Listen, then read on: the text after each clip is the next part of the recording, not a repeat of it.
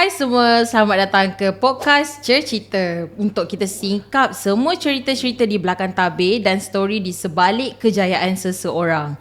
Untuk episod kali ini, kita akan bersama dengan seseorang yang cukup istimewa yang didatangkan daripada Indonesia. Siapa lagi kalau bukan Chico Kurniawan. Yeay! Thank you for having me. Okay, Chico. So, selamat datang ke podcast kami, Cerita. So, untuk first thing first, macam mana pengalaman you dekat Malaysia so far? Dah try ke makanan Malaysia semua tu?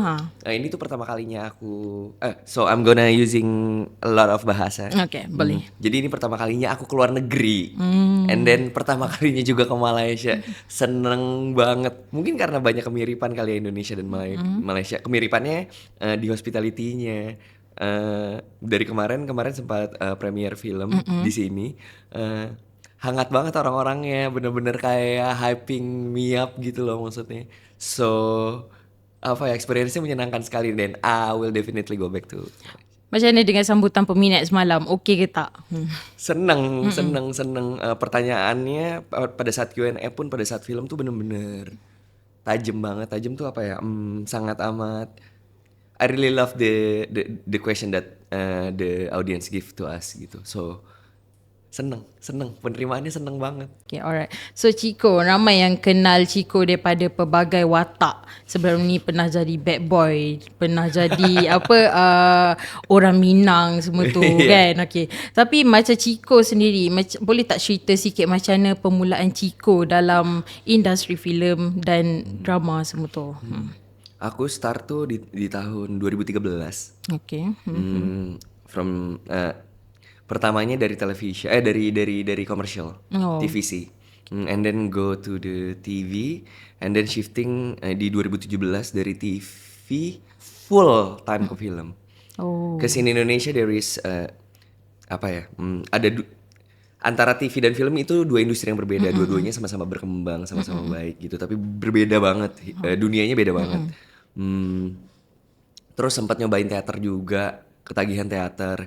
Cuman rasanya nggak sustain kalau di Indonesia karena teater nggak ada gimana ya, nggak sustain secara finansial kalau misalnya cuman do di teater gitu. Malahan banyak banget teman-teman aktor di Indonesia itu yang kerja buat bisa teateran. Terus ke film. Nah startnya tuh tapi sebenarnya aku kira being an actor tuh easy money. Oh, I just need to be Now I'm regretting my life. No, I'm kidding. No, it's just kayak ternyata craftnya lebih dari sekedar ganteng ya. Lebih dari sekedar terkenal ya gitu. Oh, banyak cabaran lah. Iya, it's more to kayak gimana sih cara kita ngerti orang lain, gimana sih cara kita ngerti diri sendiri gitu, gimana sih setiap hari kita bisa refleksi, malahan jadi ke situ gitu, being an actor tuh. Oh, lebih deep lah orang cakap. Iya, more to. Jadi bahkan di titik ini kayak aku ngerasa bukan karena udah punya uang gitu, tapi bukan mikirin dapat uangnya, tapi gimana bisa nyampein ceritanya. Uangnya jadi yang tadinya nomor satu pindah gitu, jadi nggak tahu ke belakang lagi. Okay, faham.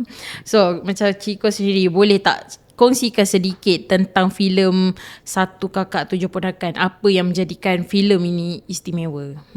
Perspektifnya soalnya kadang-kadang kita sibuk ngelihatnya tuh hal yang salah. Contoh misalnya kita udah kenal beberapa tahun, ada 10 kebaikan yang kamu lakukan ke aku, tapi ada satu kesalahan, aku jadi fokusnya ke kesalahan kamu. Betul. Sama kayak apalagi di keluarga gitu maksudnya. Perspektifnya tuh di sini tuh pengen naruh harapan. Harapannya gimana pada saat di keluarga, gimana ya kalau misalnya di dalam keluarga ada satu orang ini selalu pengen nyoba ngasih perasaan sayang. Nah, semua yang bikin Satu Kakak Tujuh Ponakan percaya kita bakal thriving kalau kita tuh semua disayang, bukan ditekan, bukan disuruh, tapi emang beneran disayang. Kita bakal tumbuh kalau kita dimengerti, bukannya diminta gitu. Macam Chico sendiri, kita nampak lah filem Satu Kakak Tujuh Ponakan tu macam agak berat dan agak macam stres sikit lah kalau tengok kan. Okay, so macam mana Chico sendiri sebagai pelakon jaga kesihatan mental macam di tengah-tengah tekanan kerja macam tu? in order supaya aku bisa ngerti karakter watak apapun, aku harus sehat dulu secara mental. Pada saat aku punya lauk ikan misalnya, Okay. buat seminggu aku udah simpan, terus ada lebih, baru aku bisa kasih kan Oh. ikannya lebihnya buat kamu misalnya. Tapi kalau misalnya ikanku kurang, aku malah sibuk menu-menuhin supaya aku bisa makan terus gitu maksudnya. Nah, sama kayak buat aktor. Buat aku harus ketemu dulu sama diriku sendiri gimana.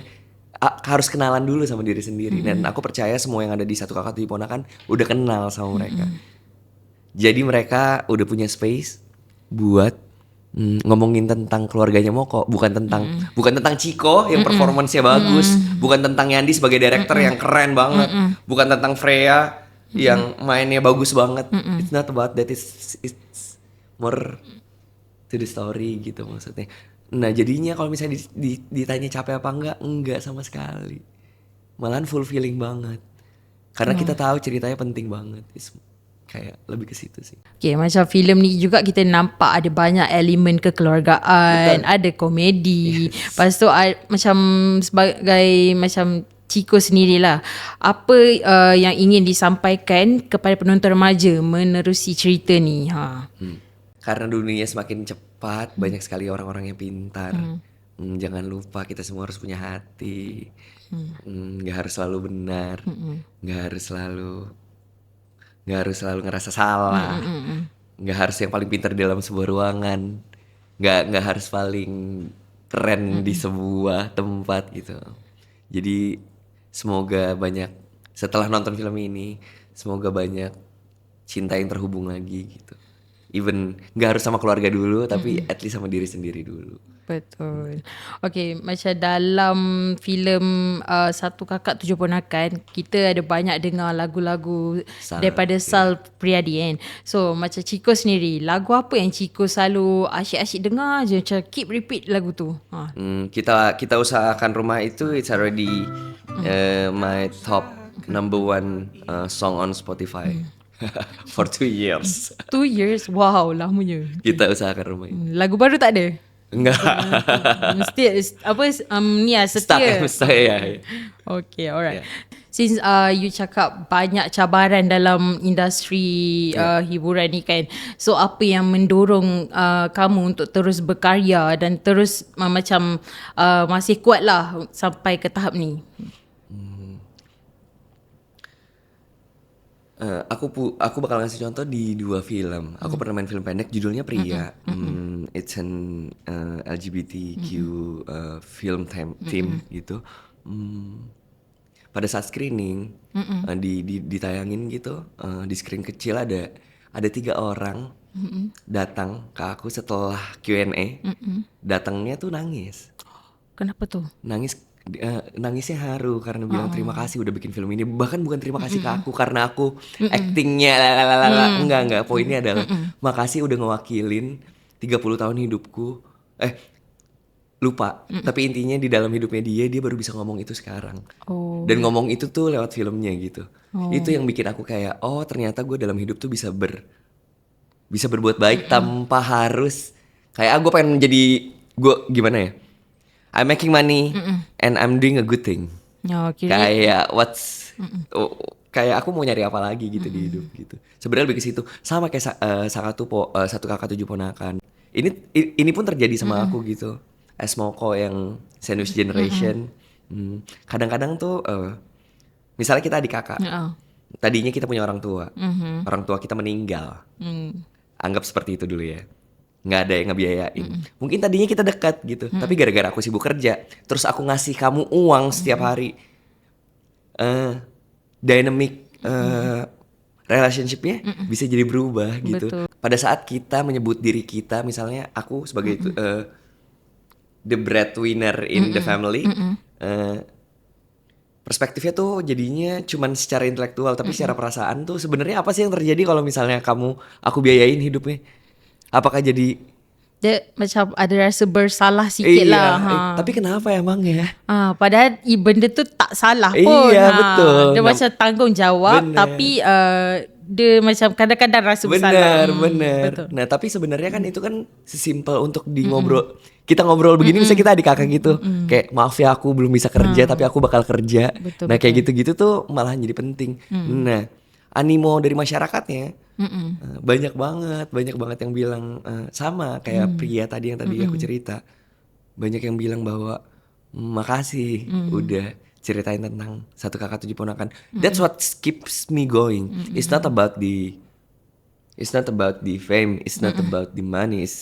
It's more to Macam the feedback from the penonton sendiri jugalah. Iya. It's more to kayak plus acting tuh nyelamatin hidupku. Nyelamatinnya gimana? Tadinya tuh aku anak Cina yang sotoy, yang kalau misalnya teman-teman bilang misalnya ini warnanya coklat, enggak, menurut gue ini abu-abu. No, I'm the right one. Do you get it maksudnya? Bener-bener close minded banget. Tapi gara-gara acting kebuka karena mau nggak mau aku harus ngerti wataknya gimana. So Chico, macam sekarang ni kita tahu ramai pelakon-pelakon baru yang muncul, tak kira daripada Malaysia, daripada Indonesia. Dan kalau macam Chico sendiri, kalau diberi peluang untuk berlakon dengan pelakon Malaysia, kalau Chico ada kenal, siapa yang paling Chico nak berkolaborasi? Ada 2 nama. Bron. Oh, Bron Palare. Okay, wow, okay. I really want to act with him. Also Eka Farhana karena udah pernah bareng. Eka Farhana. Oh, yang Pretty Little Liars. Yep. Yeah, Yang tu. I want to. Tapi kan kita nggak banyak. Kayak dari sedikit banget scene-scene yang kita bareng gitu. Jadi pengen nyobain lagi sama Eka. Dan kita juga Eka tuh kalau ke Indonesia kita selalu ngumpul bareng-bareng gitu maksudnya. Jadi masih keep contact dan menyenangkan punya teman dari negara lain. Okay, nice. So macam Chico sendiri, kalau Chico bukan seorang pelakon, Chico akan jadi apa sekarang? Agak-agak. This is so hard. There is no plan B lagi. Okay, maybe a director or a writer. Oh, Yeah, director. everything that includes storytelling. Oh. Anything, even as a teacher gitu. Oh, still dalam industri yang sama jugalah. No, it's more to the storytelling kayak even sebagai guru bahasa Oh, guru bahasa. atau guru TK. Guru TK. Oh, TK tadi. tuh Tadika. Kalau kat sini Tadika. Tadika, ya. Ya. Ramai lah ibu-ibu nak pergi tadika tu kan. Sebab ada you. Sebab ada Chico. Okay guys, sekarang kita nak main game dengan Chico. Kita panggil game ni Tebak Maksud Malaysia versus Indonesia. Okay, kita akan bagi Chico beberapa perkataan dalam bahasa Malaysia. Jadi Chico kena teka maksud dia dalam bahasa Indonesia. Cuma macam tu lah. Okay. So perkataan pertama. First, anak saudara atau anak buah? Ponakan in Indonesia. Ya, It betul. means that my parent has a sibling and the sibling had a kid. Ya, Right? betul. I'm Malaysian guys. No, I'm kidding. Okay, perkataan kedua, pakcik. Pakcik is paman in Paman, Indonesia, betul. right? Betul. Ataupun om kan? Om, betul. om, tante. Tante. Only om. Yeah. Okay. Alright, so next, lepak. Lepak nongkrong dulu. Ya, betul. Benar. Membawang. Membawang, menangis. Enggak. Membawang. Bau. Enggak. Nggak tahu. Okay, maksud dia ngomongin orang ataupun bergosip. Ayo kita membawang hari ini. Kalau di Indonesia apa tu? Ngomongin orang. Ngomongin orang Literal. juga. Oh, kalau bahasa gaulnya ada enggak? Gibah. Gibah. Julit. Gibah, julit. Iya. Julit. Julitin orang aja lu gitu. Okay, Ya. nice. Okay, next. Cun. Cun. Kiss. Cun. Sorry. I don't know. Cun, cakep, cantik. You're so cun lah. Cun. Cun. Okay, gitu. Okay. Next. Tapau. Weh, Surya, tolong tapaukan aku nasi ayam. Ambilkan. Hampir. Sikit lagi. Tolong ambil. Tolong minta. Sikit lagi. Ambilkan. Can you repeat? Okay. Kalau di kedai situ. Pesan. Ya. Hampir. Lagi sikit. Order. Sikit lagi. Untuk dimakan. Kan pesannya makanan. Okay. Dapat? Nah, nyerah. Okay, give up. Okay, maksud dia tolong bungkuskan. Bungkus. Apa tadi Kak? Tapau. Tapau. Actually Tapau. kalau in Mandarin atau Chinese dia dapau. Dapau. Tapi kita orang panggil kat sini tapau. Tapau. Macam tu. Okay. Next. Mas mau tapau. Kantoi. I know this. Can you use it in a sentence again? Kantoi buat tu. So tau lo, sombong lo, batu lo. Enggak. Kantoi, keren. Kantoi, kurang ajar. Bukan? Enggak. Nggak tahu. Okay. Ketahuan lo. Oh, macam tu. kantoi. Kantoi kau. Buat Okay. benda tu. Macam tu. Okay. Okay. Next. Gedi. Gede. Papa gedi tu kau ni. Ribet. Dia for perempuan. Perempuan. Untuk perempuan gedi ni banyak. Centil. Ya, hampir. Dia sama tak dengan ni apa? Mana tadi gedi? Okay. Alay, genit. Sama tak? Beda. Oh, lain Alay it's more to kayak sebenarnya itu kurang menyenangkan sih. Maksudnya alay itu konotasinya negatif. Okay. Oh, gedik pun negatif. Suka saya. Okay. Tu. Nah, tapi alay itu it's more kayak misalnya tren yang sekarang dilakuin tapi you do it over. Yeah, it's more to alay, yeah, similar. Oh, itu gedik. Gedi. Okay, next. Poyo. Poyo. Poyo, it's a pudding. Poyo.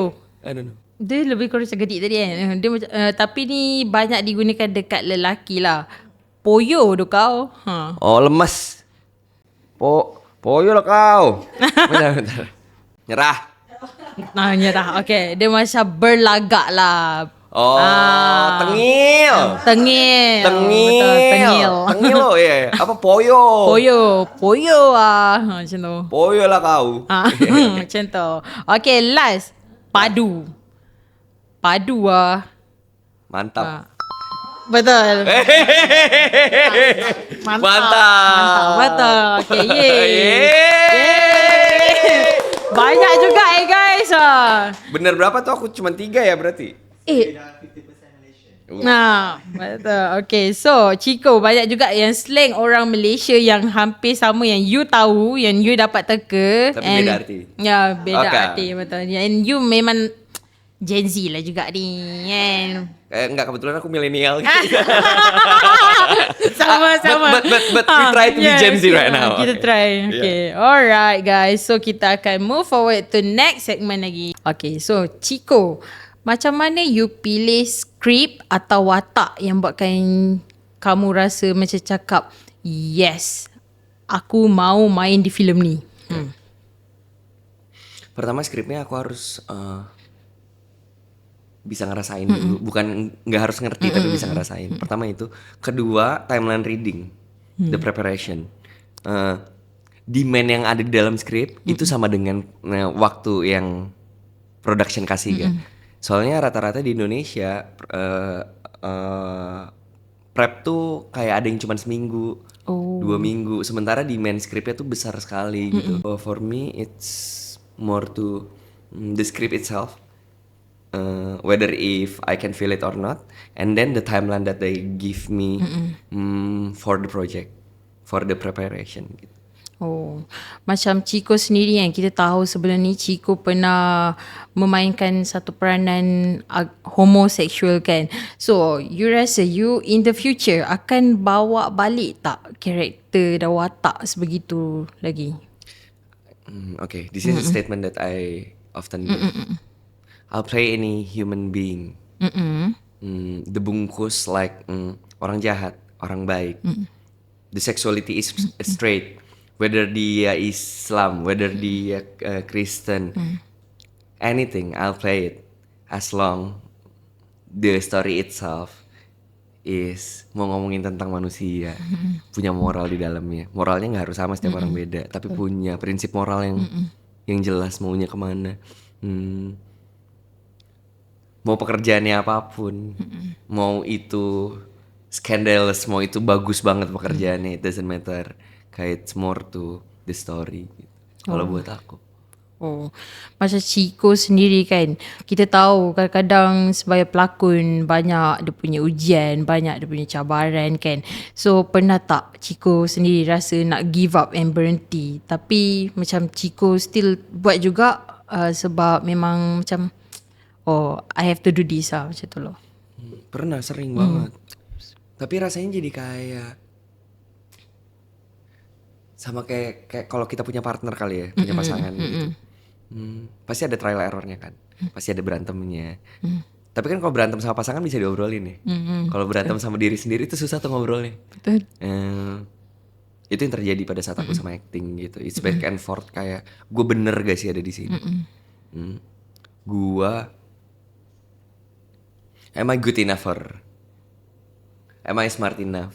Am I? Selalu ada pertanyaan itu. Tapi at the same time, makin kesini makin bukan tentang aku lagi. Kayak I don't really care about my performance bagus atau enggak.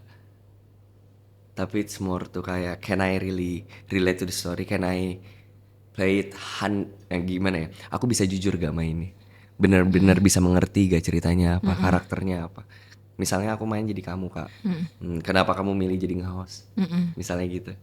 I need to really understand that gitu. Kalau enggak nggak usah. It's not about me anymore. The more I know acting is the less about the individual.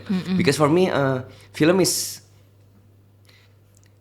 tuh selalu teamwork, selalu collaboration. It's not about the, nggak bisa dipisahin. Oh karakter ini bagus, karakter ini enggak. Ya berarti filmnya nggak jadi. Betul. It's the whole film gitu. So ya kayak gitu sih, I think. Okay, alright. So macam Chico, kita tukar topik lain sikit Okay, sekarang ramai orang suka bercakap baik buruk pasal Gen Z kan. Gen Z begini, Gen Z begitu. So you as a millennials kan, apa pendapat you sendiri tentang Gen Z? Kan berarti kan kalau kita ngomongin Gen Z kan ngomonginnya kan di harus way back to I think ke tahun 2000-an. Internet udah mulai ada. Sementara kalau dulu di 90-an susah banget aksesnya ke sana. Yang punya akses ke sana hanya yang berfinansial menengah ke atas gitu. Aku ngerasa ada bagian Gen Z yang terpapar sama sosial media. Tapi aku ngerasanya itu bukan ngomongin Gen Z aja, milenial juga banyak. Betul. Alpha juga banyak gitu. Jadi poinnya adalah my take on that it's more about the parenting. Depends on parenting masing-masing dan it depends on the individual tu jugalah. Iya. Karena di satu kakak aku baru tahu betapa pentingnya screen time buat anak. Betapa berbahayanya itu gitu segala macam for me ya. Jadi ini kita ngomongin 3 generasi yang kepapar dulu ya, milenial, Gen Z sama Alpha ya. It depends on the parent of these 3 generation gitu. It felt like to me. Millennials banyak yang lebih tengil daripada Gen Z kok. Betul. Tapi Gen Z juga banyak yang lebih tengil daripada millennials. Kayak I can really put that gimana ya? Bisa di grouping gitu loh. Tak boleh nak salahkan satu generasi. Betul. It's more to kayak parenting. Ya gimana supaya itu bikin better aja. Gen Z misalnya lebih kritis. Aku ngerasa penting banget kita menjadi orang yang pintar, tapi lebih penting lagi kalau kita punya wisdom buat ngasih tahu kepintaran itu gitu rasanya. Power anggap bentuknya liquid. Kalau nggak ada botolnya tumpah kemana-mana nggak jadi apa-apa. Tapi wisdom tuh botolnya. Kalau misalnya kita punya botolnya gitu, it felt like to me kayak itu bisa jadi sesuatu, bisa dituangin ke orang-orang. Okay, alright. So Chico, apa pesanan Chico sendiri untuk remaja yang sedang struggle cari identiti dan passion dalam hidup? Struggle more until you find it. Cause it felt like to me. Ya, enggak soalnya. Iya. Sama aja kayak punya anak kayak aku belum punya anak, tapi rasanya kalau misalnya suatu saat aku punya anak, aku nggak apa-apa anakku jatuh. Ya. Nggak apa-apa biar dia tahu sakitnya gimana, and then dia correct himself gitu. Kebayang nggak maksudnya? Tapi Biar dia belajar lah. yes. Tapi jangan lupa jangan jadi orang yang pahit. Sebenarnya itu doang sih. Pahit itu maksudnya pada saat kita ditempa sama kita struggling so much, we became bitter to the world gitu. Nggak ada yang salah sama dunianya. Betul. Cara kita ngelihatnya aja. Tapi nggak apa-apa kalau mau pahit dulu juga gitu. Betul. Iya kayak it's more to this, take your time kali ya. Take your time seeing the world gitu. Oh, hidup yelah tak ada all the time manis saja kan. Iya betul. Bisa gak kita jadi happy doang di hidup? Misalnya ditanya Ciko, kamu mau gak seumur hidup kamu happy? Gak mau. Aku pengennya bisa ngerasain banyak hal. Pengen bisa sedih, pengen bisa seneng, pengen bisa kecewa. Gak apa-apa dong. Kan itu sehat gitu maksudnya. Aku bisa marah gitu. Orang baik tuh buat aku tuh dua dimensional banget gitu rasanya. Kamu baik, kamu jahat gitu. It's more tuh kayak aku sehat enough gak supaya nggak menyakiti orang. Lebih ke situ. Okay. Alright Ciko, kita dah nak sampai penghujung. So the last question adalah apa satu nasihat Ciko pada anak-anak muda yang bermimpi untuk jadi seorang pelakon? Sebab you kan seorang pelakon.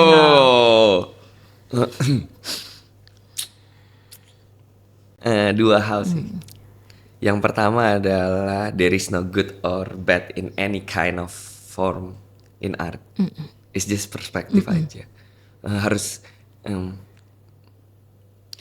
being an actor for me itu it's more to finding yourself rather than proving yourself. Beneran nyari gitu. Sibuknya sama diri sendiri aja jadinya. Yang kedua adalah ini a friendly reminder to myself juga, stop pretending. Acting is not pretending. Maksudnya pretending tuh gimana? Kalau kita emang ngerasain ya jangan diomongin. Kadang-kadang tuh sama kayak cerita. Kadang-kadang sebuah skrip itu plotnya udah A. Nah karakternya pada saat ditulis itu harus maksain buat ke plot ini. Sementara bener gak orangnya tuh kayak begitu buat nyampe ke titik ini gitu. It felt like to me. Oke. Aku bikin jadi satu kalimat ya. Pada saat kalian mau jadi aktor, jangan mencoba berbuat yang baik, tapi selalu coba buat ngerti apapun. Berangkatnya gak harus dari sesuatu yang besar dulu. Ngerti aja dulu diri sendiri. Gak usah kalau misalnya susah banget berantem sama diri sendiri. Ngerti aja dulu orang-orang di sekitar kita. Contoh, mic ini menurut kamu warnanya apa, Kak? Hitam. Hitam, menurutku hijau. Oh, wow. Okay. Nah, reaksi. Nah, kebayang gak maksudnya? Kenapa ya aku bisa bilang hijau? That curiosity that lead us to new discovery gitu maksudnya. Discovery apalagi human being gitu. Bisa aja aku ternyata buta warna hitam. Sekarang belum ada penyakitnya gitu. Mungkin suatu saat ada. Nah tapi for me kayak that space that you can see someone else is not wrong, tapi pengen tahu kenapa. Why this person? Kenapa kamu nganggap aku ini? Kenapa aku nganggap kalau mic ini warnanya hijau gitu. It's more to that gitu.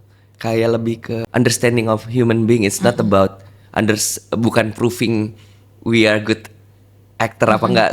Soalnya beda-beda gitu. Maksudnya kayak what is good actor? Yang bisa nyampein perasaan. Iya, kita semua bisa, kita sih human being. Terus apa gitu. Kadang-kadang jadi kayak apa sih gitu. Okay, alright. Wah, Ciko. Thank you so much teman-teman for having me. Wah, banyak sangat kita dapat belajar daripada seorang Ciko Kurniawan, guys. Daripada awal dia punya perjalanan sebagai seorang pelakon sampailah ke cara beliau jaga kesihatan mental dan pilih naskah sempurna macam mana. Dan thank you so much Ciko. Thank you for having me, guys. Thank you sangat sebab ni sudi datang ke Cercita. Dan korang semua jangan lupa untuk menonton Satu Kakak Tujuh Ponakan. Satu abang, 7 anak buah. Satu kakak apa tadi? Satu abang, satu tujuh abang, anak buah. 7 anak buah. Dan teruskan menyokong karya-karya hebat daripada negara serantau kita, guys. Okay, last kali jangan lupa untuk follow Majalah Remaja untuk lebih banyak konten eksklusif. Sampai kita jumpa lagi, guys. Cerita sampai jadi. Bye. Dadah.